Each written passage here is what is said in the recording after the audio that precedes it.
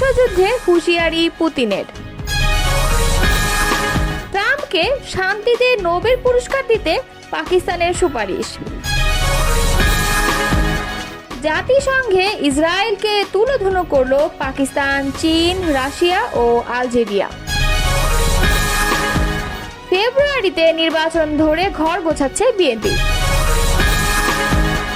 এতক্ষণ শুনছিলেন সংবাদ শিরোনাম, এবারে বিস্তারিত।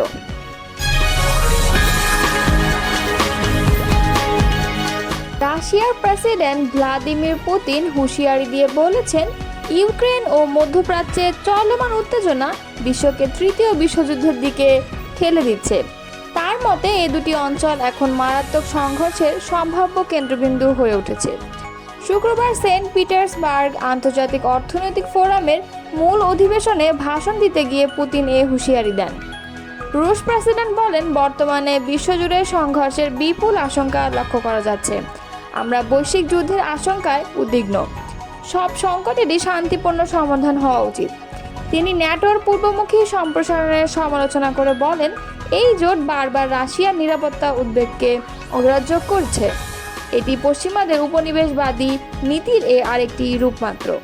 পুতিন এ সময় দাবি করেন, মার্কিন প্রেসিডেন্ট ডোনাল্ড ট্রাম্প তাকে আশ্বাস দিয়েছেন যে ইরানের বুশেহর পারমাণবিক স্থাপনায় রুশ কর্মীদের নিরাপত্তা নিশ্চিত করতে যুক্তরাষ্ট্র সহযোগিতা করবে।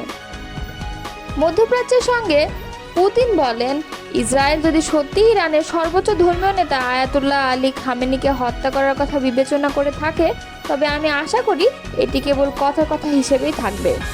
এর আগে রুশ প্রেস সচিব দিমিত্রি পেসকভ সেন্ট পিটার্সবার্গের কনস্টান্টিন প্রাসাদে স্কাই নিউজকে বলেছেন, ইরানের সরকার পরিবর্তনের কথা যারা বলছে তারা যেন মনে রাখে এটি শুধুমাত্র অগ্রহণযোগ্য নয়, বরং এতে দেশটিতে চরমপন্থার বিস্ফোরণ ঘটতে পারে।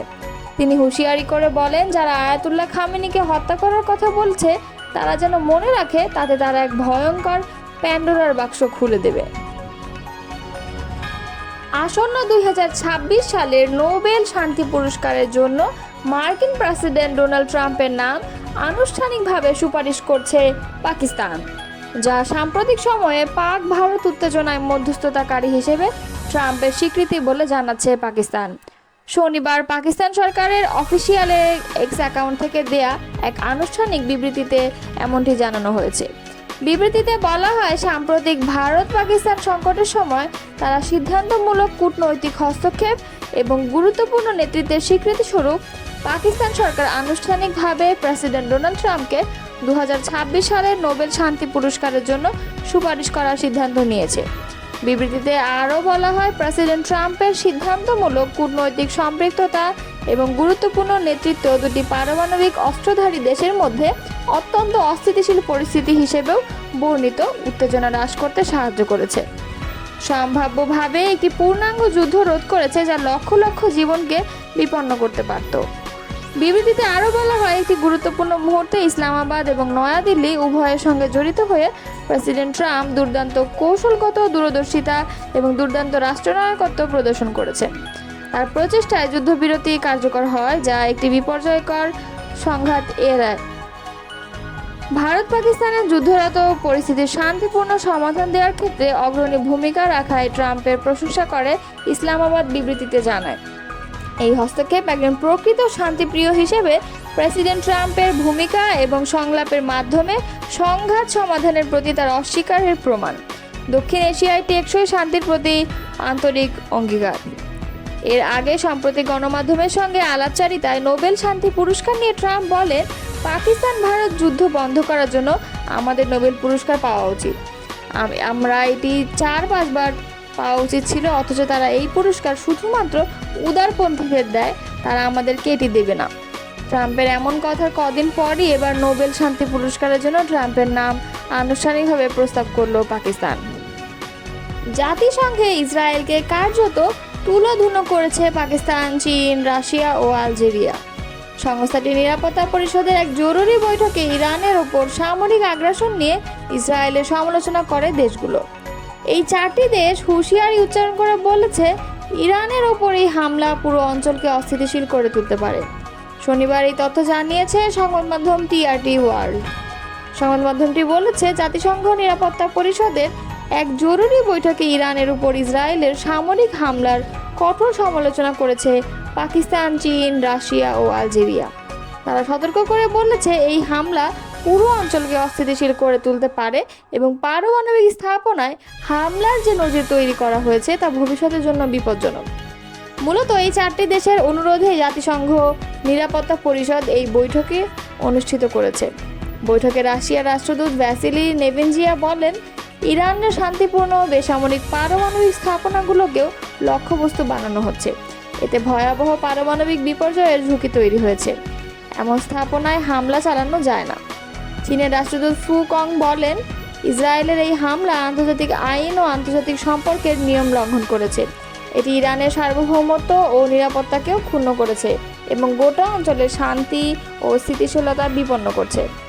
পাকিস্তানের রাষ্ট্রদূত অসীম ইফতিখার আহমদ বলেন, ইসরায়েলের প্রকাশ্য সামরিক আগ্রাসন ও হামলাগুলোকে আমরা নিঃসন্দেহে নিন্দা জানাচ্ছি। এটি কেবল একটি দেশের জন্য নয়, গোটা অঞ্চলের ও বিশ্ব শান্তির জন্য গভীর হুমকি। আলজেরিয়ার রাষ্ট্রদূত আমার বেনাজ্জামা এই হামলাকে বলেন, বিনা উস্কানিতে ও অযৌক্তিকভাবে চালানো এই হামলা জাতিসংঘ সনদের প্রকাশ্য লঙ্ঘন। প্রসঙ্গত, ইসরায়েল গত 13 জুন থেকে ইরানের বিভিন্ন সামরিক ও পারমাণবিক স্থাপনায় বিমান হামলা চালিয়ে আসছে। এর পাল্টা জবাবে ইরানও ব্যালিস্টিক ক্ষেপণাস্ত্র হামলা চালিয়েছে ইসরায়েলের বিভিন্ন শহরে। এই পরিস্থিতি মধ্যপ্রাচ্যে একটি বড় যুদ্ধের আশঙ্কা তৈরি করেছে, যার প্রভাব সারা বিশ্বের উপরই পড়তে পারে। ফেব্রুয়ারিতে ত্রয়োদশ জাতীয় সংসদ নির্বাচন হবে এমনটা ধরেই মাঠে নেমেছে বিএনপি। নির্বাচনে নানা কর্মকাণ্ডের পাশাপাশি ঘর গোছাতেও ব্যস্ত সময় পার করছেন দলটির নেতারা। ভোটের তফসিল ঘোষণার আগেই তৃণমূলের যেসব কমিটি ইতিমধ্যেই মেয়াদোত্তীর্ণ হয়েছে, সেখানে নতুন কমিটি দেওয়ার বিষয়ে মৌখিক নির্দেশনা দেওয়া হয়। ঢাকা ছাড়া 9 সাংগঠনিক বিভাগের দায়িত্বপ্রাপ্ত নেতারা এ নিয়ে মাঠে কাজ করছেন।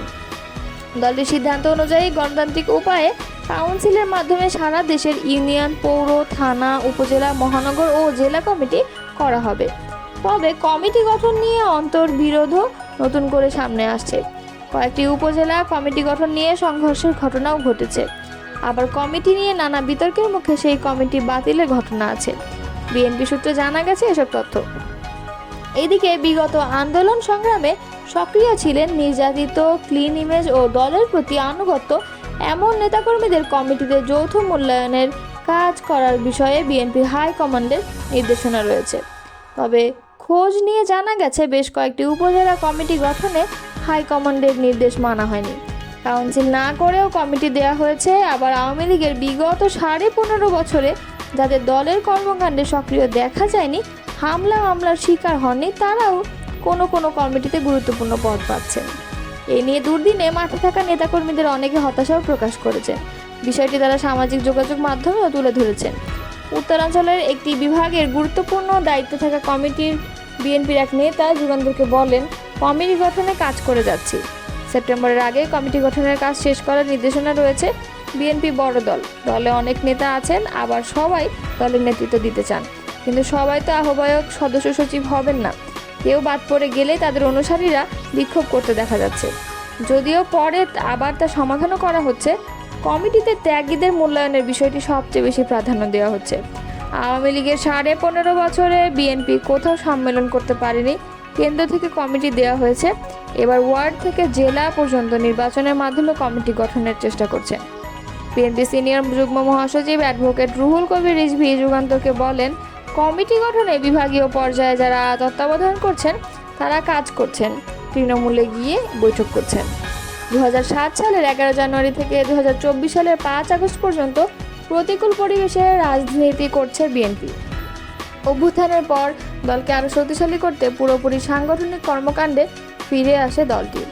গত বছরের নভেম্বরে ঢাকা বাদে 9 সাংগঠনিক বিভাগের অন্তর্ভুক্ত ইউনিয়ন, উপজেলা, পৌর, থানা কমিটি থেকে শুরু করে মহানগর ও জেলা কমিটি সম্মেলন ও কাউন্সিলের মাধ্যমে পূর্ণাঙ্গ কমিটি শেষ করতে 9 সিনিয়র নেতাকে চিঠি দিয়ে দায়িত্ব দেওয়া হয়।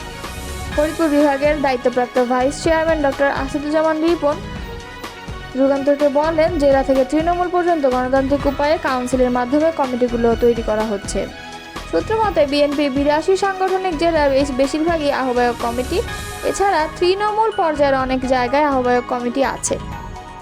এদিকে জেলার নতুন কমিটি নিয়ে তেমন কোনো অভিযোগ না থাকলেও তৃণমূলের বেশ কয়েকটি কমিটি নিয়ে নানা অভিযোগ পাওয়া গেছে। মাদারীপুরের রাজৌর উপজেলার ইসিবপুর ইউনিয়ন বিএনপির দ্বিবার্ষিক সম্মেলনেও দুপক্ষের মধ্যে হট্টগোলের ঘটনা ঘটে।